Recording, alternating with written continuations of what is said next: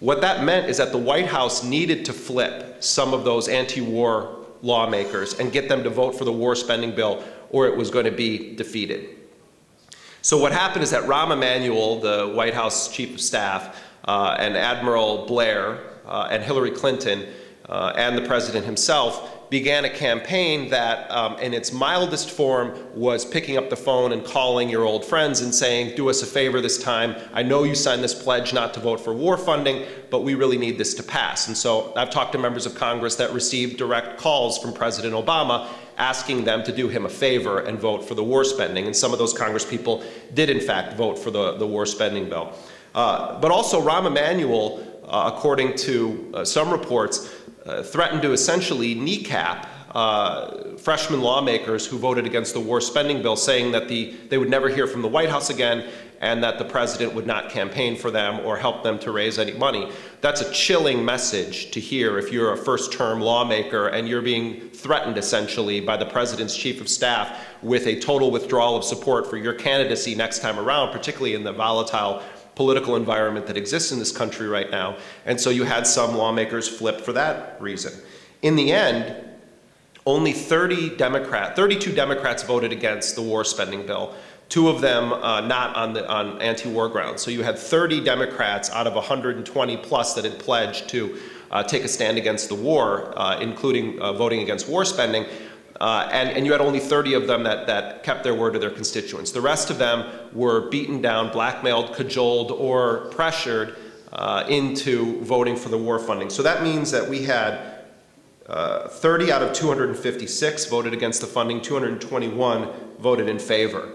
And the anti-war movement would have needed 39 Democrats to vote with the Republicans against it. What also happened is that one of the Republicans that voted for the war funding bill ultimately took a job within the Obama administration afterwards, and there was sort of substantial controversy about that. Why I'm telling you this whole story is because at every moment when there would have been an opportunity in the Congress to actually do something, however symbolic, it is beaten down by pressure from the White House, or you have Democrats that just simply cave in when the partisan kingpins of the Democratic Party come calling. And so the point of all of this is that whenever we start to look toward organized politics or party politics as the solution to any problems, we're going down a dead-end street. I do think that people have every right and should engage with their elected officials and try to get them to vote with their constituents. I don't think that that's a waste of time. I do think it's important because at the end of the day, to remember, these people, in theory, work for those people that elected them or the districts where they live. And it's important that people make their voices heard with their elected officials. But it's not a replacement for old-fashioned activism or organizing or agitation. I'm speaking with Zoya at the demonstration in Boston on October 17th. Zoya, you've written so much about the horrors of the Taliban and what the Mujahideen and Taliban did to people, and particularly women. But you don't see what's happening with the Karzai and the U.S. occupation is any better. Is that right? Yeah, unfortunately, our people had a very bad history, under the very bloody history with the crimes the fundamentalists, the jihadi groups, so-called jihadi groups, fundamentalist groups, the Taliban government did towards our women, particularly the women.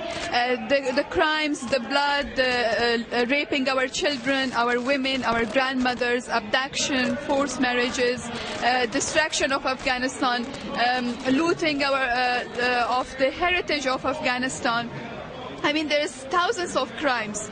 they committed towards our nation. But unfortunately, at the beginning of the U.S. occupation and establishment of the Karzai government, our people, our sorrowful people, had high hopes that maybe this will bring some change in peace and democracy, and they will they will prosecute the war criminals of Afghanistan. But this was not true, and unfortunately they compromised. The United States government and other Western powers compromised with the Northern Alliance fundamentalist groups. They relied and they support Northern Alliance fundamentalist groups in order to defeat another terrorist. They supported one terrorist group in order to defeat another terrorist group, and this was the reason behind this political deadlock in the country.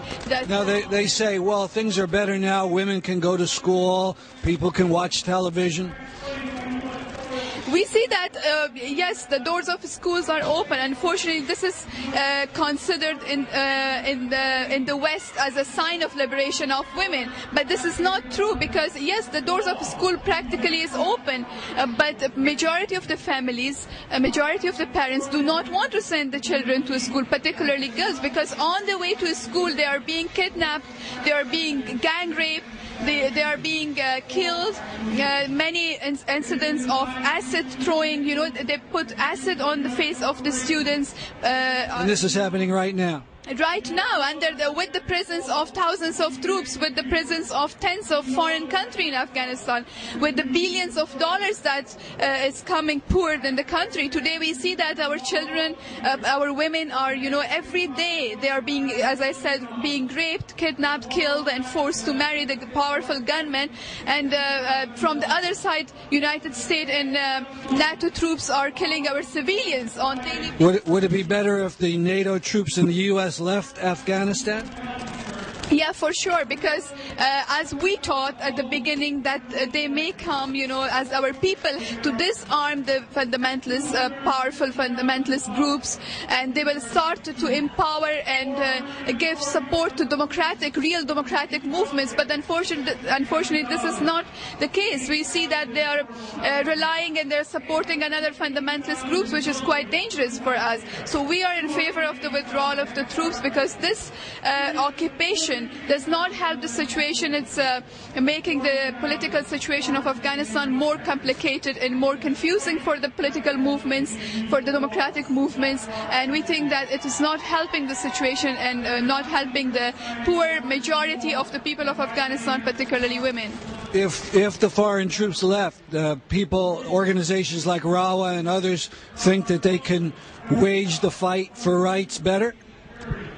We think that no, there are many democratic organizations. It's not just RAWA. There are many other democratic movements, voices individually and also as a party, as an organization, as a group, who are willing to play their role in the political scene of Afghanistan. But unfortunately today they cannot, because they are not facing just one enemy or two enemies. They are also facing 42 foreign countries with thousands of troops and with billions of dollars.